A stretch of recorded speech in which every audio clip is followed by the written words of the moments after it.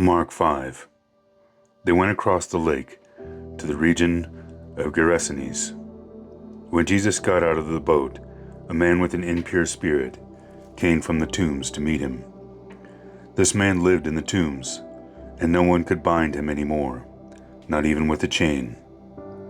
For he had often been chained hand and foot, but he tore the chains apart, and he broke the irons on his feet. No one was strong enough to subdue him.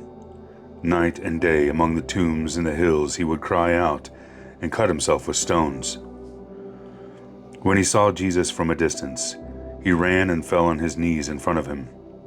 He shouted at the top of his voice, "What do you want with me, Jesus, Son of the Most High God? In God's name, don't torture me." For Jesus said to him, "Come out of this man, you impure spirit." Then Jesus asked him, "What is your name?" "My name is Legion," he replied, "for we are many." And he begged Jesus again and again not to send him out of the area. A large herd of pigs was feeding on the nearby hillside.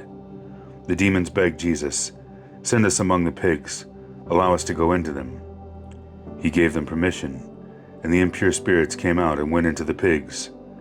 The herd, about 2,000 in number, rushed down the steep bank into the lake and were drowned. Those tending the pigs ran off and reported this in the town and countryside, and the people went out to see what had happened. When they came to Jesus, they saw the man who had been possessed by the legion of demons, sitting there, dressed, and in his right mind, and they were afraid. Those who had seen it told people what had happened to the demon-possessed man, and told about the pigs as well. Then the people began to plead with Jesus to leave the region.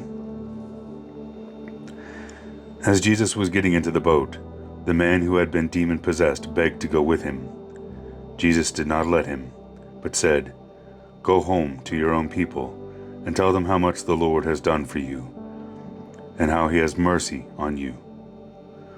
So the man went away and began to tell Decapolis how much Jesus had done for him, and all the people were amazed. When Jesus had again crossed over by boat to the other side of the lake, a large crowd gathered around him while he was by the lake. Then one of the synagogue leaders named Jairus came, and when he saw Jesus, he fell at his feet. He pleaded earnestly with him, "My little daughter is dying. Please come, put your hands on her, so that she will be healed and live." So Jesus went with him. A large crowd followed and pressed around him, and a woman there had been subject to bleeding for 12 years. She had suffered a great deal under the care of many doctors and had spent all that she had. Yet instead of getting better, she grew worse. When she heard about Jesus, she came up behind him in the crowd and touched his cloak, because she thought, "If I just touch his clothes, I will be healed." Immediately her bleeding stopped, and she felt in her body that she was freed from her suffering. At once Jesus realized that power had gone out of him. He turned around in the crowd and asked, "Who touched my clothes?" "You see the people crowding against you," his disciple answers, "and yet you can ask, 'Who touched me?'" But Jesus kept looking around to see who had done it.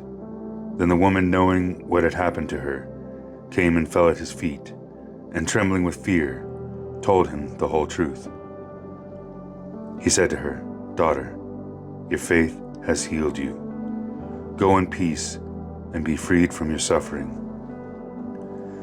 While Jesus was still speaking, some people came from the house of Jairus, the synagogue leader. "Your daughter is dead," they said. "Why, brother, teach her any more?" Overhearing what was said, Jesus told him, "Don't be afraid, just believe." He did not let anyone follow him except Peter, James, and John, the brother of James. When they came to the home of the synagogue leader, Jesus saw a commotion with people crying and wailing loudly.